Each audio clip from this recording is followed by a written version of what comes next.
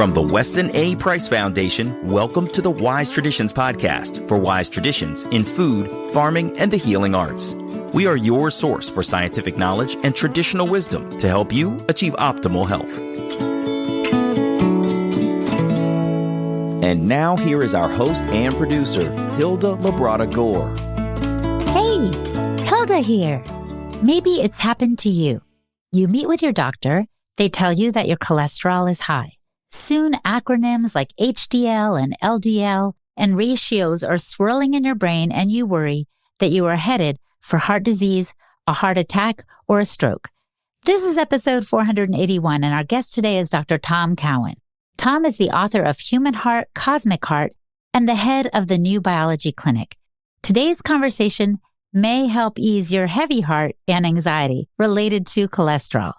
Tom reassures us through evidence-based logic that there's no correlation between high cholesterol and heart attacks or heart disease or early death. This is the second episode as part of a series on cholesterol.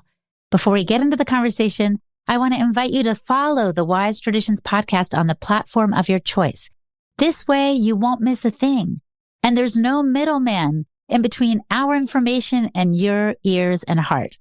So subscribe or follow the podcast on the platform of your choice, or better yet, download our Wise Traditions podcast app to your phone. This is available on iOS and Android devices. This is Hilda Labrada Gore, and you're listening to Wise Traditions. Welcome to Wise Traditions, Tom. Thanks, Hilda. Good to see you again. Good to see you as well. So listen, many hear the words high cholesterol from their doctor and they go into a panic. Do high numbers indicate that they are in for a heart attack or a stroke? Should we be worried about these numbers? No. If you want me to get more into it, I can. Yes, please. First of all, we should all be wary of being accused of being hypocrites, right? Because we don't want to do that. So I'm doing a webinar in a few hours and people ask me to talk about my diet and my lifestyle, et cetera. So one of the things I'm going to bring up is I haven't had a blood test since 1984. And I happen to know it was 1984 because that's when I started residency. And in order to start residency, you had to have a blood test. So I wouldn't have done it then either. So if I was to say that doing any blood test, but in particular cholesterol, is relevant, somebody could accuse me of being a hypocrite because I obviously haven't done it. And the reason I haven't done it is because it's a meaningless test. So why would I do it? They essentially all screening blood tests and screening x-rays and mammograms and colonoscopy, they're all meaningless. So, and again, if I thought they were meaningful, I would have done it, right? Right. And I haven't. So you're saying they're meaningless, but they do give us data that indicate something's going on, right? No. So let's dissect that a little bit. Okay. The first claim, and by the way, science is about evaluating claims. I tell you, if there's anything that I think people should remember from listening to this, it's that. It's not about competing theories. Let me give you an example so you understand exactly what I mean.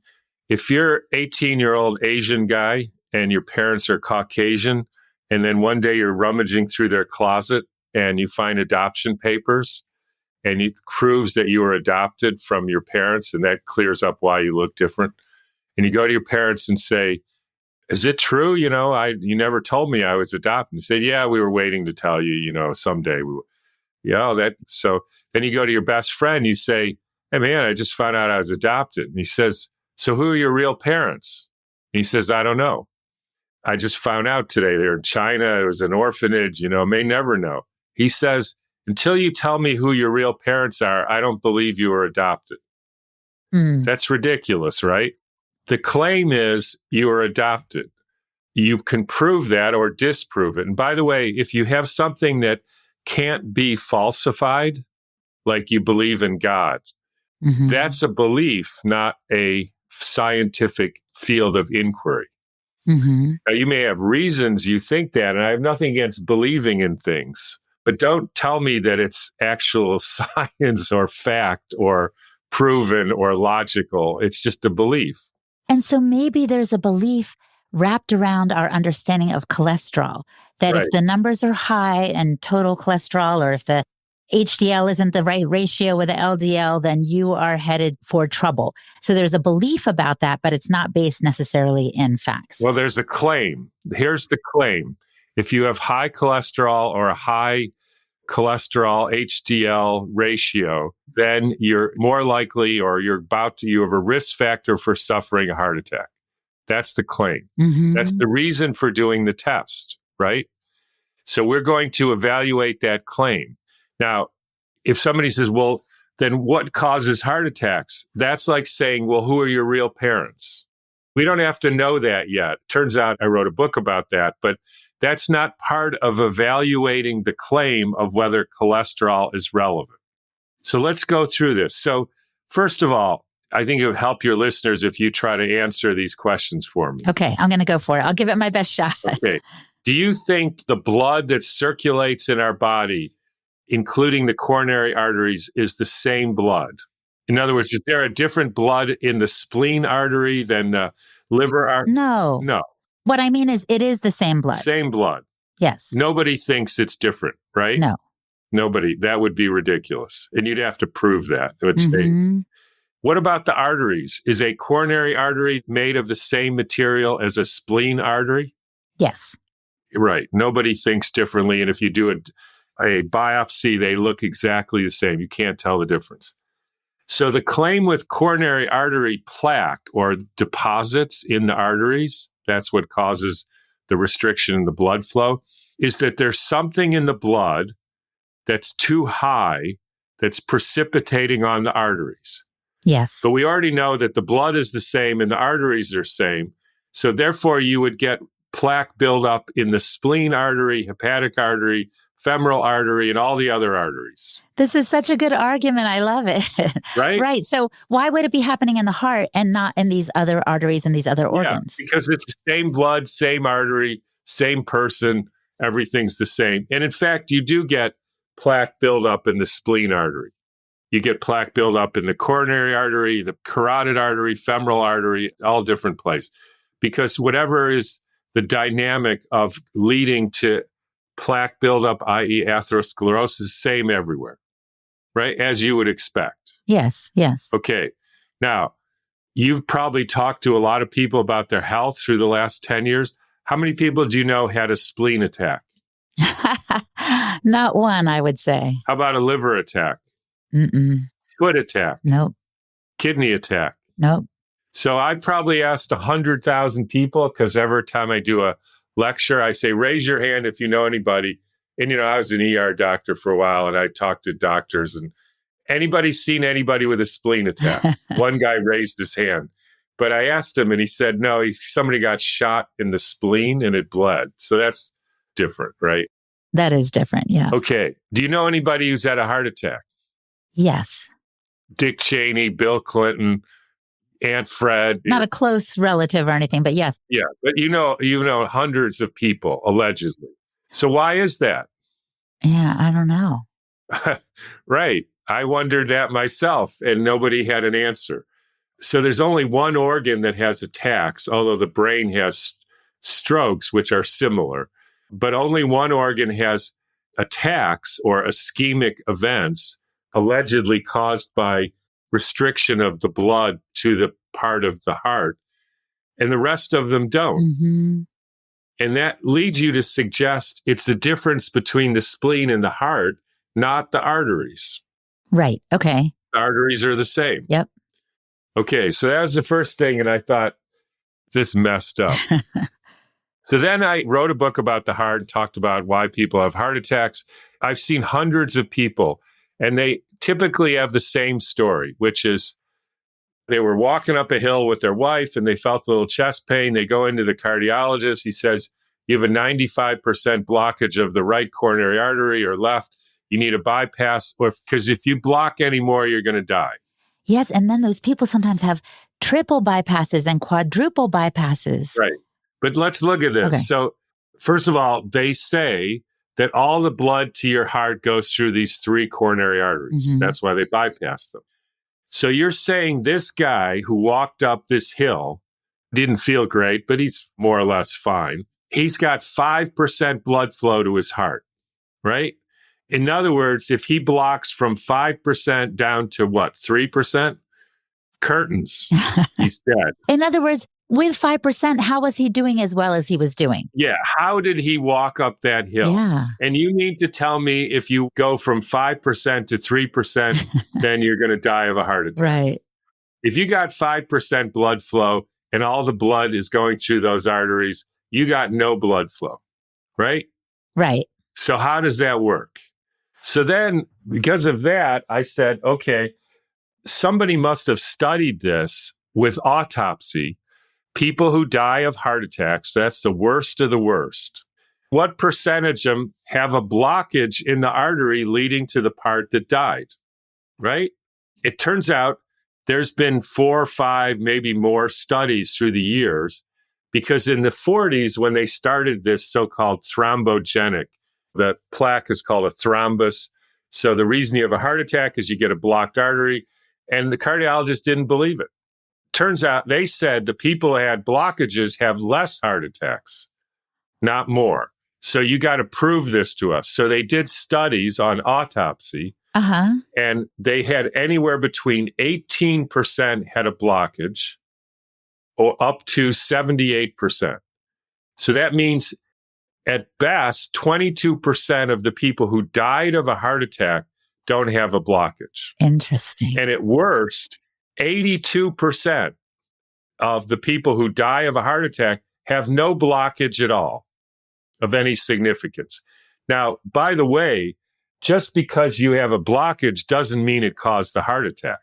So the biggest study, a guy named Giorgio Baroldi, Italian pathologist, wrote a book called The Etiopathogenesis of Heart Disease, studied autopsies 40 years, said 41% of the people who die of a heart attack have a blockage in that artery leading to that area.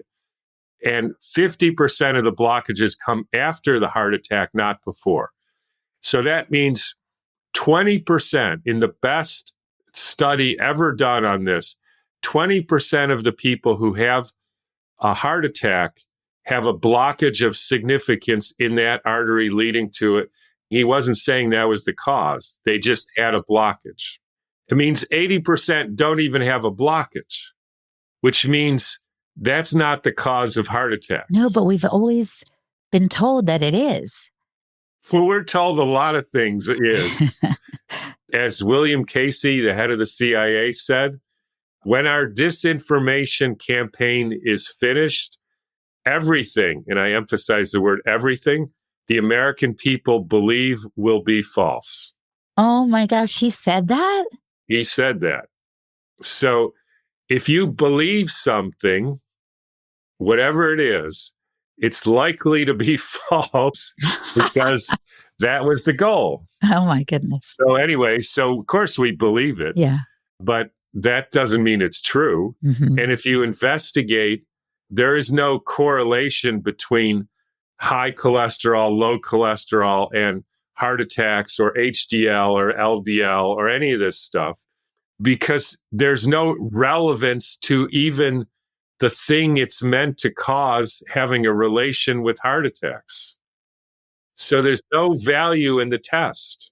And I remember you're saying that lots of people with cholesterol levels over, let's say, 250 in terms of total cholesterol, they would be considered the high risk category, still live long, healthy lives. And then people, on the other hand, who are considered no risk, who have, let's say, a level less than 150, will sometimes have a higher risk of cancer or early death, right? So it's the. So here's the fact. Yeah, tell me. If you put it into a grid of no risk, low risk, medium risk, high risk versus total cholesterol, every single study says this example tells you the lunacy of how medical doctors and so-called scientists think.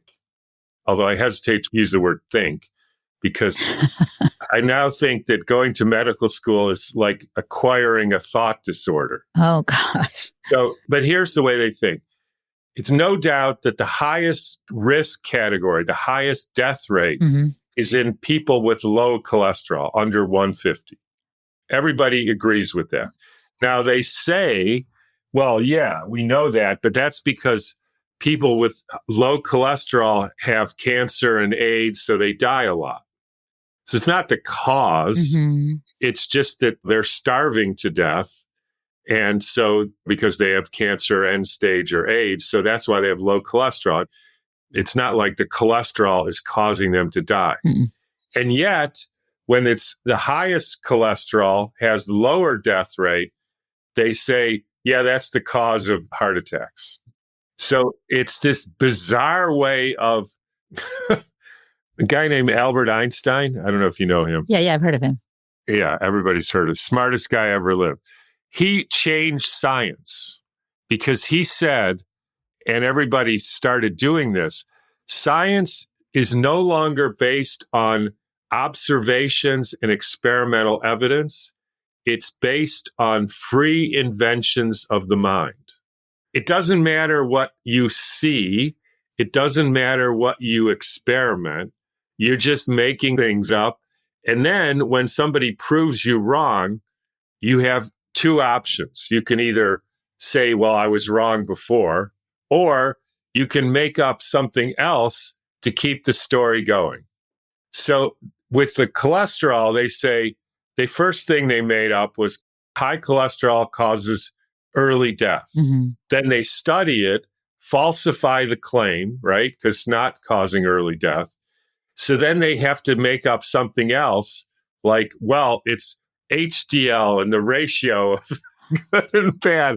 And then they falsify that. And then they say, let's just make something else up to keep the story going. You're right. To go back and say, you know, the whole thing was nonsense from the beginning. That's not possible in science. They did that with the virus theory. Everybody who gets exposed to the virus gets sick. But then they put 10 people in a room and they were exposed to somebody with a virus and not everybody got sick.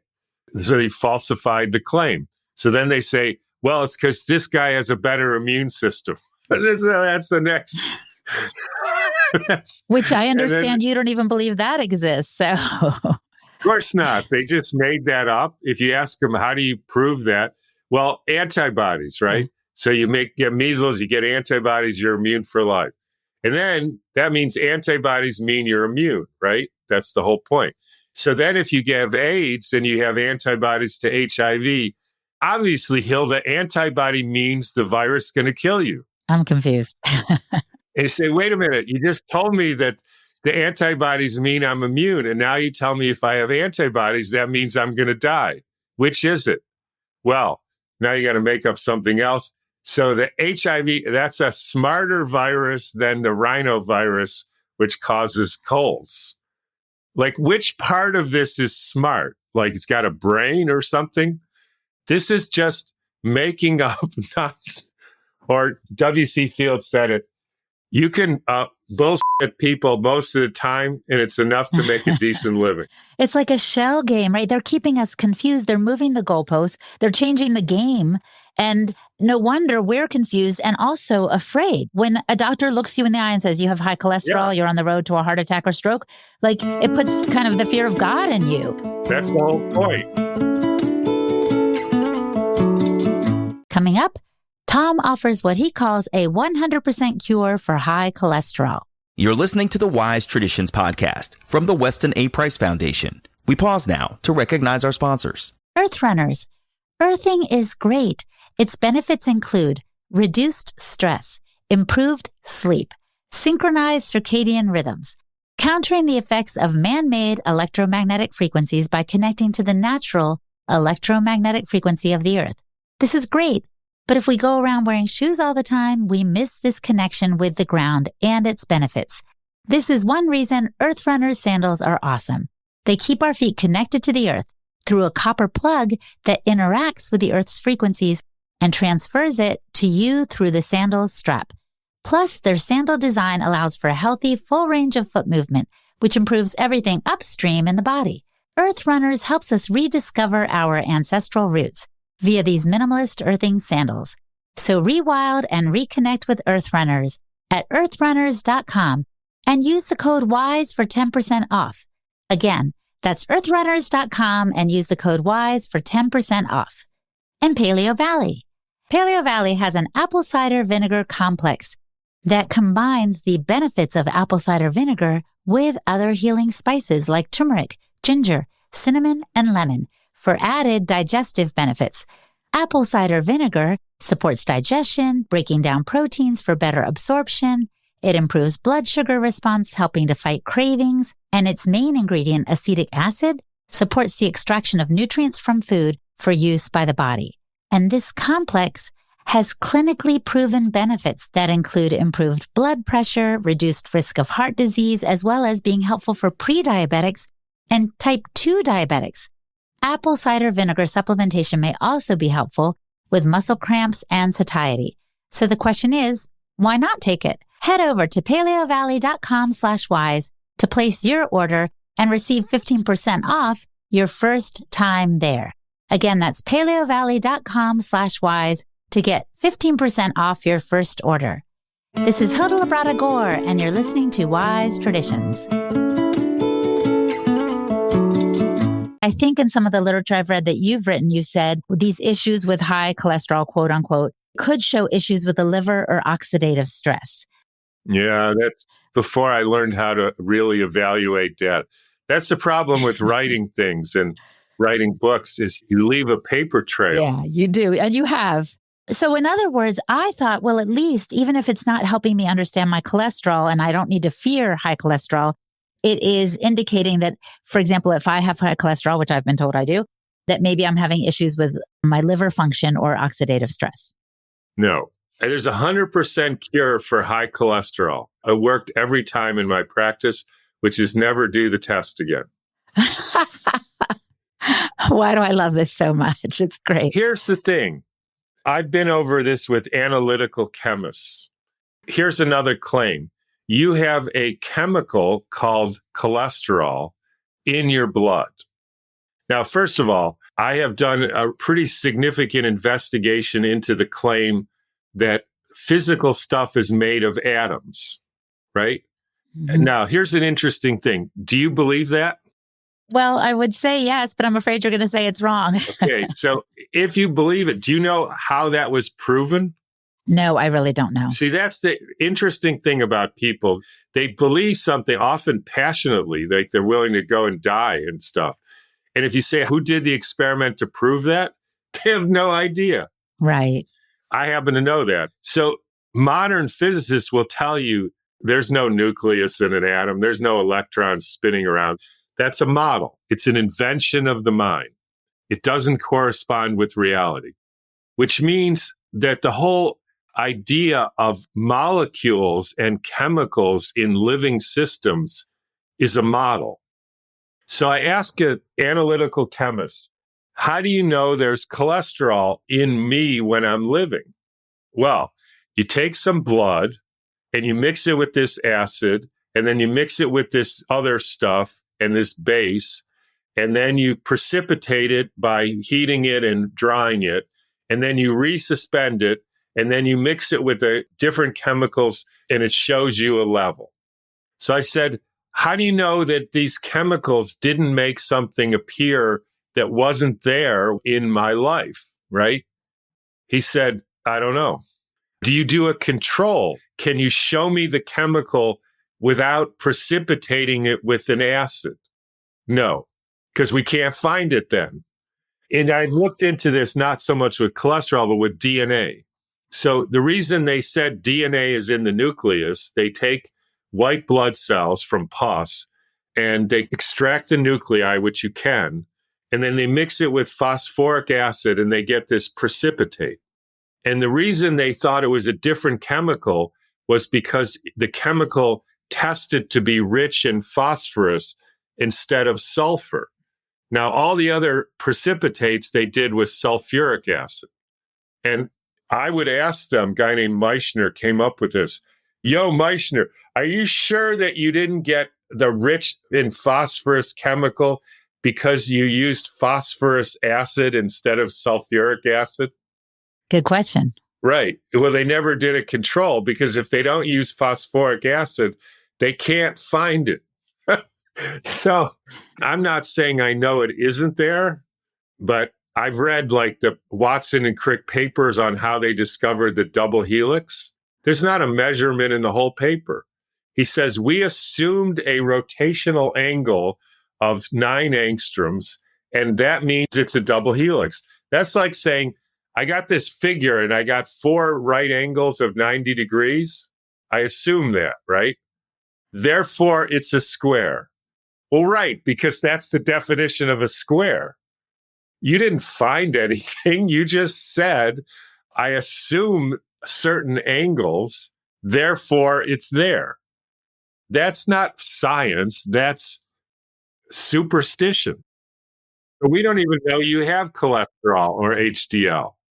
Right. I see what you're saying, but I want to go back because you do have an inquiring mind. You do question presuppositions. What led you to the conclusion that the data that came out from the lipid analysis process showed that there was oxidative stress or potential oxidative stress and issues with liver function? Every single mistake that I've made, and I've made a lot, and like I say, I have a paper trail, is I made a mistake because I believed what I was told without looking into it. I didn't know what I call the methods section. I didn't know how they proved that high cholesterol has anything to do with so-called oxidative stress, which I have my doubts about anyways. And so I wouldn't have known how they proved that. I just it was a free invention of my mind. I'm good at convincing people of just about anything. And so I went with it. And then in the last 5 years, I've had to really refine, how do you know stuff? And then I looked into it, and it's uncontrolled BS. They don't have any idea that's true. You don't even know if you have the same cholesterol from 1 minute to the next. The things I've looked into, like they say DNA is hereditary material. It's the same in every cell of your body. That's disproven. Really? Absolutely. You have different DNA in your arm and your leg and your spleen, and it changes every second. This is absolutely proven. You can look at the work of Barbara McClintock. So the idea, and by the way, this is relevant to the cholesterol because people say, you go to your doctor and why do I have high cholesterol? Well, it's genetic. So what you should do is ask him or her, so can you tell me which gene it is? Well, of course, they won't be able to answer that. They won't be able to answer that. And then you can say, so are you saying that genes code for proteins? One gene codes for one protein, right? That's what they say. Mm-hmm. You know how many proteins there are in a human body? No. 200,000 about. You know how many genes they say there are? How many? 10,000. So apparently geneticists are not good at arithmetic, because if they were, they would say, wait a minute, we got 190,000 proteins which have no code. So who made them? And that's another thing. So then once you falsify the claim, right, that a gene makes a protein, like there's a gene for high cholesterol, if you want to keep the story going, you have to make up some new stuff. So you say, well, the body rearranges the genes so that it can make all these different proteins. Oh. Yeah, how does it do that? Well, we don't know. Who's like directing this show? Well, nobody. It's all random. Yeah, assumption based on assumption. And of course, the public, we've learned to outsource our health, unfortunately, to those with the white coat. So when they tell us these numbers are alarming, it works and we get alarmed. Yeah. And instead, what do you recommend, Tom, that we can do to have homeostasis, to have balance in our lives and healthy blood flow and all the things that we want? Well, the first thing, again, not to be a hypocrite, is don't go to the doctor and don't get blood tests, because all that does is make you worse. And the second thing is, it's not a secret. You live like a human being, which means connected to the earth, like grounding and bare feet and sunlight and good water and eat good food like Nourishing Traditions diet. And don't worry about it. Get some exercise, movement, and have good relations. Tell the truth. Don't hurt anybody. And don't take anybody's BS. Like, don't steal people's stuff. Right.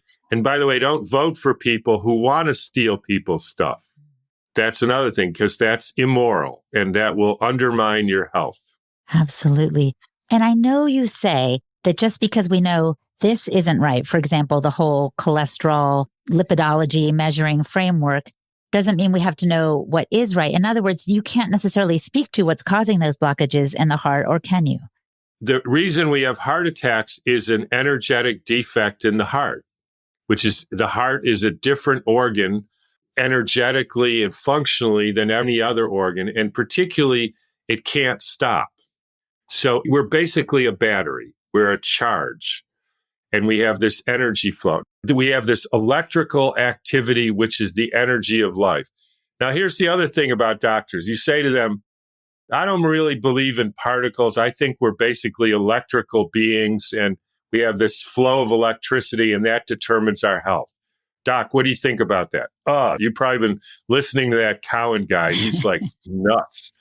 So, okay, I get it. But how do you know whether my brain is working right? Well, you do an EEG. What is that measuring? The electrical activity of your brain. I thought you just told me that the electrical activity doesn't mean anything. Well, yeah, but except we measure it. So how do you know if my heart's working fine? Well, we do an EKG. That's right. What is that measuring? The electrical activity of your heart. Wait a minute. You just told me that there's electrical activity is this Cowan's guy's BS. Or what about muscles? Yeah, you do an EMG. So you test the electrical. In other words, the whole basis of testing organs is based on testing the electrical activity. And when our battery runs out, then we start building up acidic like debris in our tissues. And so it's like the blood can't get through, and upriver from that damaged tissue, that acidic tissue, you'll get debris built up. Just like if a beaver builds a dam, you get debris built upstream from the dam. The debris is not causing the dam. The beaver caused the dam. And upriver, you get debris. That's why you get blockages. It has nothing to do with cholesterol or any of that. And the other reason is because, you see, the biggest psyop of all in health, by far, is we have things called diseases. What we have is therapeutic strategies. So here's the thing. You got this artery and it's weak. Yes. Because you don't have the gel layer to protect it. That's a whole long story, but just sort of take my word for it. So you have a protective gel layer and that's weak, and your body says, man, we may blow out our blood vessel here and then we bleed to death. I'm going to shore it up with some concrete. So that depositing of substance in that weak part of the vessel is to keep it from bursting. Yes, it's for repair. It's for health. It's a repair. It's not a disease. And that's everything every symptom, every cold, every cough, every flu, every COVID, every every dementia is your body's saying, all right, so here's the situation I have. I'm going to do something to remediate this. I got a weak blood vessel because you don't protect my vessels because you're never out in the sun. And if you're not out in the sun, then you don't have the protective gel layer. And I can't convince you to go out in the sun because you're like, don't listen. All right, so what am I going to do? I'm going to put some concrete with cholesterol. I'm going to use this substance, put it on my vessel. At least it won't burst. That's right. Our bodies are on our side. They're not fighting us, and sickness is something that we're supposed to ward off. It sounds like you're talking about an upgrade. You're talking about the process being of benefit to us and for us, not against us. Exactly. Now, here's another one. They get this claim that cancer is a genetic problem of fast-growing cells, right? That's the claim. So, Hilda, you probably have a house, right? I do, yes. Yeah. Let's say somebody puts some stinky garbage and throws it in the foyer of your house. What do? Take it outside. Before you take it outside, you do what? I collect it. Into bags Mm-hmm. or cans or something, right? And then you take it to the garage and then you take it to the curb. And if somebody keeps putting garbage and your garage gets full, you put it in the bedroom and then the living room and then the kitchen, and then you move because your house is full of garbage. Yeah, it's going to overflow for sure. Right. I got some stinky garbage. I put it in your body. What does your body do? Puts it in a bag. Makes a tumor. Called a tumor. And then you take it out to the curb and then you're okay.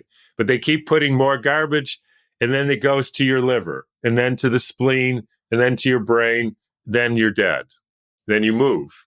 And they say it crawls from your breast to your liver, swims through the bloodstream. So go to your oncologist and say, can you show it to me, the cancer cells in the blood? Because it's swimming from the breast to the blood, to the liver. No, can't find it there.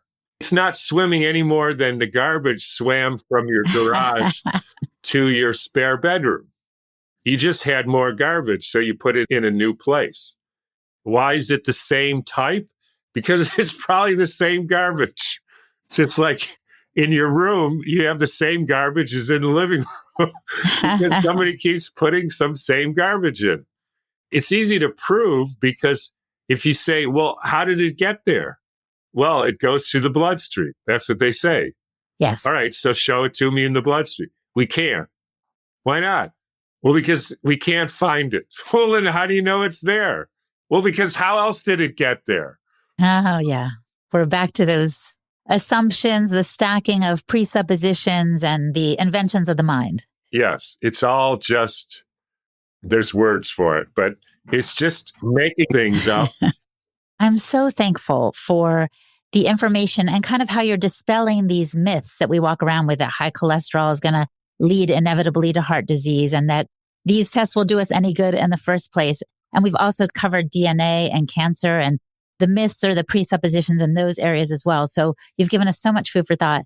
But I want to ask you the question I love to pose at the end. If the listener could just do one thing to improve their health, what would you recommend that they do? Don't go to doctors. If somebody makes a claim, ask them, how do they know that claim is true? We don't do that in life. And I remember so many times in medical school when I heard things that I just knew were, this is messed up. And nobody said anything. I remember very clearly sitting in medical school, a dermatologist, famous guy comes in. Here's pictures of measles, chickenpox, fifth disease, roseola, all this. And I'm sitting there looking at it and saying, I don't see the difference. I don't see this. And this is a maculopapular, this is a papulomacula, this is a vesiculopapular, and they all look the same. Some are worse than others, and some have oozing, but then it oozes, and there's no definition of any of these diseases. And he's going on, and everybody's writing it down, and I'm sitting there thinking, and I didn't know. And so then you get into practice. First day, somebody comes in, I got this rash. What do you think it is? And I say to myself, I know I don't know what this is because I never could figure this. So I made something up. I said, it's roseola. Now, here's how the CDC says with measles, here's how you do it. If a person comes in with a rash, step one, you can't tell whether it's measles or not. Oh. It could be 20 other diseases they list. Okay, so you can't tell. So the first question you ask, are they vaccinated? If they say yes, then it's not measles. If they say no, then it is measles. And then you do a blood test. Now, the blood test, they say, can't tell either. But if they're unvaccinated and they have a rash, then they have presumptive measles. And then they tell you, by golly, that measles is a disease of the unvaccinated. Oh. Well, that's because if you were vaccinated and you can't tell the difference, by definition, you don't have it. So how could you have it? You already had the definition. And doctors believe this stuff. And people say, yeah. And I knew at the time, I don't see this. Then they said, you got these diseases that are caused by antibodies attacking your body. And people have rheumatoid factor attacks their body, get rheumatoid arthritis. And then they said, but by the way, so that's the definition of rheumatoid arthritis, right? Yeah, rheumatoid. 40% of the people with rheumatoid arthritis don't have rheumatoid factor. I said to myself, wait, you told me that the definition of this disease is you have these antibodies. That's the cause. And then in the next breath, you tell me 40%, it's almost half of the people who have the disease. You just told me they don't have the antibodies. That's like saying, I go out to my yard and I got these feathers things and they go rock like that and cluck around. They're chickens. And then I have these other ones that are 4 legs and they go meow. And those are featherless chickens. Oh, right, because they're the exception. Right. That's how we think. And the reason I put it into common language like that is if I said those were featherless chickens, you'd say, Tom's lost it. Like, that's ridiculous. That's not called thinking. That's called, I don't know. I won't say it. Yeah, thank you. This is a clean podcast. Yeah. No, thank you so much for, again, bringing your wisdom to bear and admitting you made mistakes in the past, but also where we need to stay on our toes and not believe everything we hear. Believe anything. And take some steps for good health by stepping away from the doctor's office. Got it. Thank you, Tom. Our guest today was Dr. Tom Cowan. Visit his website, drtomcowan.com, to learn more. And I am Hilda Labrada-Gore, the host and producer of this podcast for the Weston A. Price Foundation. You can find me at holistichilda.com. And for the transcript for this episode, visit our website, westonaprice.org, and click on the podcast page. Keep in mind that the Wise Traditions podcast is available on pretty much every podcast platform and through our private podcast app. Download it and use it so you don't miss a thing. You'll always find out when new episodes come out, and you can share your favorite interviews with friends. This helps us get the word out in a more personal way. And thank you so much for listening, my friend. Stay well and remember to keep your feet on the ground and your face to the sun. On behalf of the Weston A. Price Foundation, thanks for listening. We have many free resources to support you on your health journey. Visit westonaprice.org to find podcasts, articles, videos, and more. You can also find a local chapter near you for help in finding sources of great food. We invite you to support the Foundation's mission of education, research, and activism by becoming a member. Thanks again, and take care. Wise Traditions is a project of the Weston A. Price Foundation for wise traditions in food, farming, and the healing arts. The content on this podcast is provided for informational purposes only and is not intended to substitute for the advice provided by your doctor or other healthcare professional. It is not intended to be, nor does it constitute healthcare or medical advice.